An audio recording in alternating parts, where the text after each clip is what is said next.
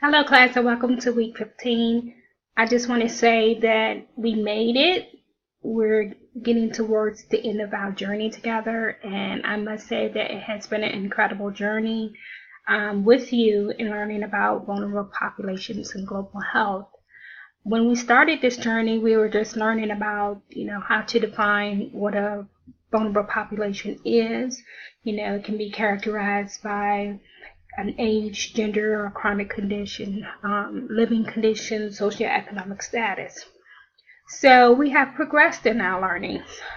We went on to learn about health promotions and encouraging healthy behaviors, not just from individuals, but from families and communities. Also, we learned more about the Healthy People 2020 initiatives, leading and creating healthy communities.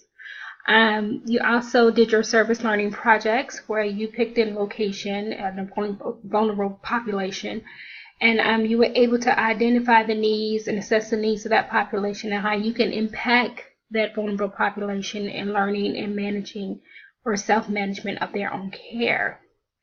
We also looked at writing grants for startup programs, and you all had some wonderful ideas, which gave you a taste of grant writing and what it takes to promote a startup program, how to allocate funds, the different expenses detailed and lined out when you present this information to obtain a grant. So some very unique ideas, very wonderful ideas as nurses. I was very proud to read some of your ideas.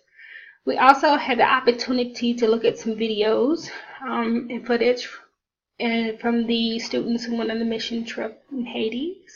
We looked at that population and just the bare minimal necessities they have related to their health care and learning.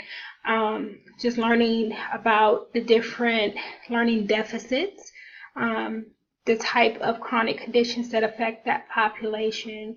You all did great work in putting together educational materials.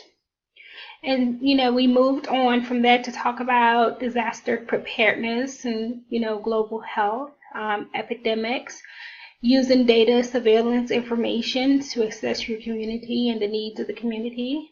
In that disaster preparedness, we learned about what it takes to manage different type of man-made or natural disasters and how to be level-headed and have a strategic plan in place. And I think some of us also identify that we're not as prepared ourselves in our family life for disasters that may occur. But I think throughout this journey, we've also learned that as nurses in our communities and providers of care to the people we serve, that we maintain our own and keep out our own personal biases, because in the end, everyone deserves, fair, low cost, and quality health care in this day and time.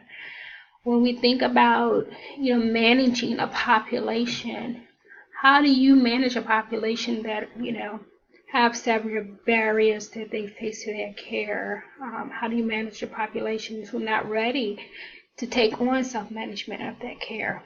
And I think through this course, we look at a lot of different ways to stratify our patients, to break down some barriers, teaching tools, and also to be person-centered, and building our cultural competence and capabilities. Learning about building healthy communities.